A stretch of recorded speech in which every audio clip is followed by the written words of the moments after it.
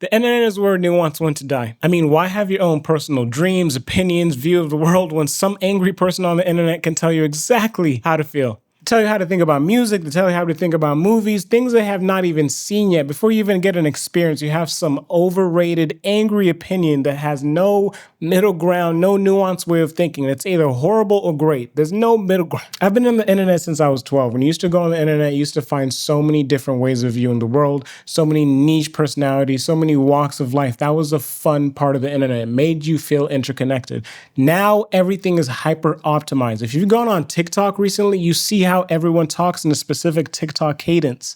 It's weird. And that's simply because it is the best way to accomplish making it on the algorithm. And because everyone is trying so hard to get their moment, become a content creator, become this next big thing, they don't take time to fail and have their own personality behind what they create. Therefore, everyone is just copying someone else's copy of someone else's copy. And these tech companies eat it up because they don't care about the content. They care about giving you ads. They care about making sure you stay on their app for as long as possible. Between Snapchat, Facebook, Twitter, these companies discovered a long time ago, it's not about keeping you on there with nuance and fun little niche topics. It's about keeping you on there with very straightforward, angry or happy. There's no in between. Social media has become this obvious, blatant place where you go to feel bad about yourself. What's the last funny video you watched? Was that this week or was that 2 weeks ago? Now ask yourself, was it worth 10 hours of screen time per day? Probably not. Social media is literally designed to make you constantly feel like you're missing out on something, constantly feel anxious. You're supposed to constantly feel behind. You're supposed to constantly feel like you're not doing enough. You're supposed to constantly compare yourself to other people who you don't know. You don't know the context of their lives whatsoever. I have a dope apartment. You would never know. I'm unemployed right now. But as long as I play the part of having my life together 24/7, there's somebody out there looking up to me, looking at this lifestyle thinking, wow, this is amazing. I want to be like that person. And because I'm not, I feel bad about myself. And because you, the viewer, doesn't know that unless I tell you, you get to scroll and keep scrolling and thinking, wow, I wish I had that lifestyle. Little do you know what's going on in the background of my life.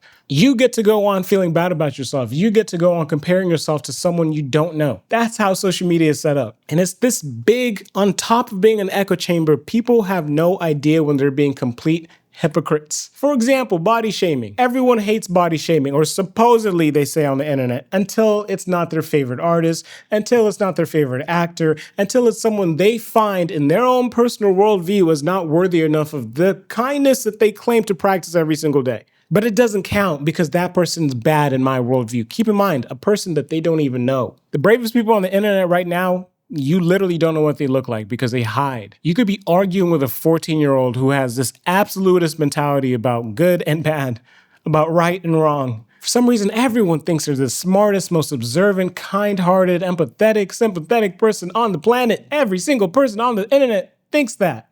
But you only read headlines. You could be the nicest, kindest person every single day, but as soon as you have 30 seconds of a bad day and someone so happens to be recording, puts it up on the internet, now you're the most evil person and you are being bullied by people bored on their bed, on their couch, who have failed to chase their dreams because it's easier to criticize 30 seconds of some stranger you don't know than to just shut up and to quickly go over politics. Racism is now being disguised as political opinions. People just read a statistic somewhere on Twitter and run with it. There's no nuance, there's no researching, there's no, where is this information coming from? They just run with it because some person on social media that they deem trustworthy, which is someone just feeds them the same biased worldview that they think fits them. They say that, they tweet it, it gets retweeted. Now black people are the worst people on the planet, according to what? Next time you're having an argument with someone who even remotely looks racist, ask them for a source.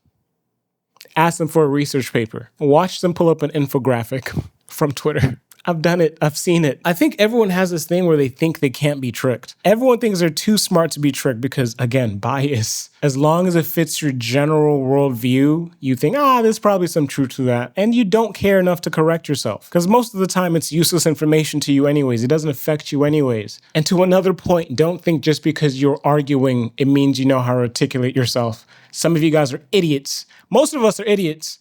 Some of us are dumber than others, and that's okay. But instead of learning how to articulate ourselves, we'd rather just call someone dumb and keep it pushing. You want to be understood, but because you don't know how to use your words, because again, you never formed your own opinion. It was shoved down your throat. Now someone's testing you. Now you get frustrated. If you're so educated, if you're as smart as you say you are, it should take you maybe 30 seconds to just make your point and keep it pushing.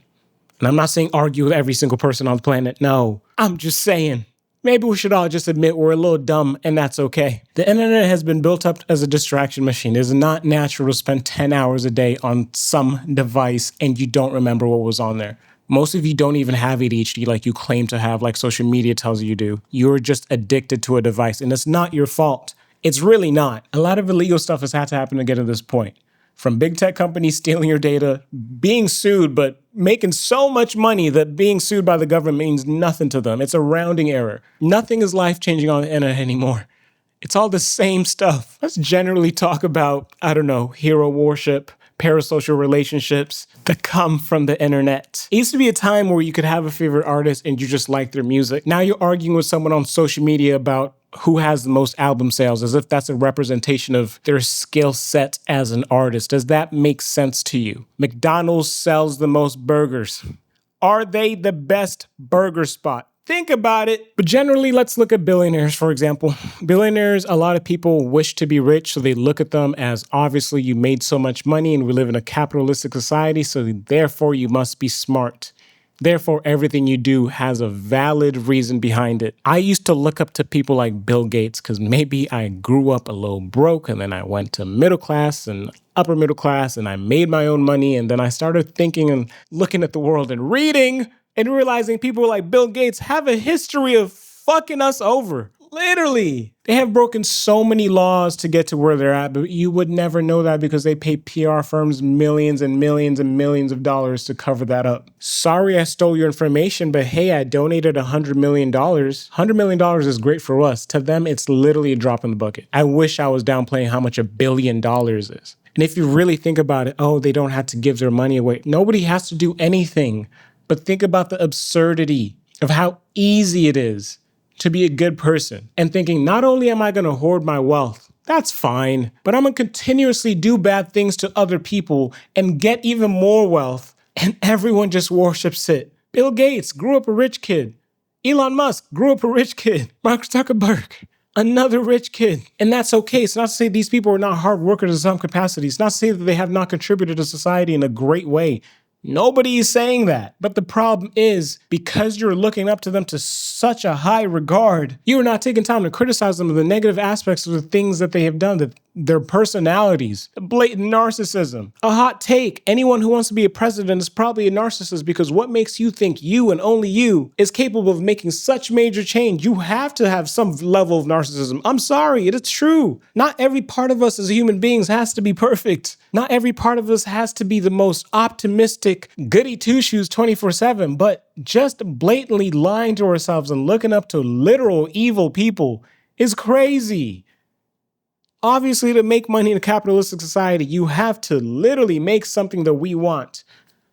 Thank you. But past that, is Facebook worth it if it's leading to people having eating disorders, leading to teenagers killing themselves at a higher rate, leading to a general population of people becoming more and more depressed than ever before? Is it that worth it? But yay, he worked hard, he's rich. I want to be like him one day. I work in tech. Tech is literally the reason I'm here. But I had to also acknowledge that the reason I have made so much money is because I'm part of a system that is contributing to fucking someone over somewhere else. That's capitalism. As much as you want to say, we hate AI, we don't like what it's doing to people in their neighborhoods. Anything that is being abused is horrible. You're also typing on a phone that can literally be connected to slavery, to children being killed because they're mining the right minerals to make your phone, but you won't put it down. But it's okay, you're judging someone else. On to the next topic. When is the last time you ran into someone with an actual niche hobby? And I'm not hating on people who want to have a hobby. They just don't know what it is. So they hop on a trending one. Go join a run club. Go hiking. I don't care if it's trending. At least you're trying. At least you're getting out there. But my point being, in the middle, People don't know how to find themselves anymore. People don't know how to feel lost. People don't know how to just try things and suck at them. You lost your voice a long time ago and you don't even realize it. Everyone is tired of everyone being the same, as if they're the outlier. I'm a generic person in tech right now. There's nothing crazy about me. I'm not gonna lie to myself. I mean, I'm pretty well-rounded, but everyone thinks they're the outlier, but they lost their voice a long time ago. You go in any type of space, people are saying the same talking points, talking in the same cadence. Internet is filled with constant grifters, 24/7, who have no love for you. They don't care about you. They saw one grifting video make so much money, they said, let me make this my career. The Andrew Tates of the world, for example, they'd rather have you angry than give you a solution. And guess what? As long as you pay to join whatever thing and make them richer, they will keep feeding you the same information. There's some 13-year-old boy who hates women and gold diggers, even though they've literally never had a girlfriend, because Andrew Tate told them so. You guys are getting mad at scenarios you've never been a part of or lived in, and walking around with so much anger for the opposite sex because someone on the internet told you something. Some video, some 20-second slideshow on TikTok told you about a breakup story. Now you hate men or women even more. Something you've never been a part of. And of course, there are a lot of shared experiences, but you guys don't even know when someone is pulling on your bias. I don't even know what that means. They're banking on the fact that you've been heartbroken before, so let's call women trash. Not banking on the nuance of maybe it just was wrong timing. Maybe it just didn't work. Maybe they just didn't like you and that's enough. You don't have to hate people because they don't like you. Not everyone has to like you. Just move on with your life. You're not a victim. They just didn't like you. That's okay. Yes, you should love yourself. Them not liking you has nothing to do with you. If maybe they said, hey, you're a crackhead, maybe stop doing crack. Okay, that's different, but you get my point. And to this day, the greatest way to make money on the internet is just to pander to gender politics people. The constant talking points of 50-50, the women are this, men are this. Enough, go outside. And if you're always a victim in every story you tell about yourself, you're probably the problem. And not in the sense of you did something wrong, maybe in the sense where you're not learning a lesson, you keep doing the same thing, expecting a different result and blaming everyone else. You're the literal constant factor in all your stories. With that being said, please remember the internet is made to make you feel dumb, made to make you not have an opinion. It's not what it used to be when it first started. And if you want any proof of it, most of these people who make these platforms don't even use their own platforms. They actively raise their kids to be as well-rounded as possible and not be on social media. The people who made the social media that trapped you, I guess my advice would be don't follow or listen to people who only have one perspective in life. That's the definition of a grifter.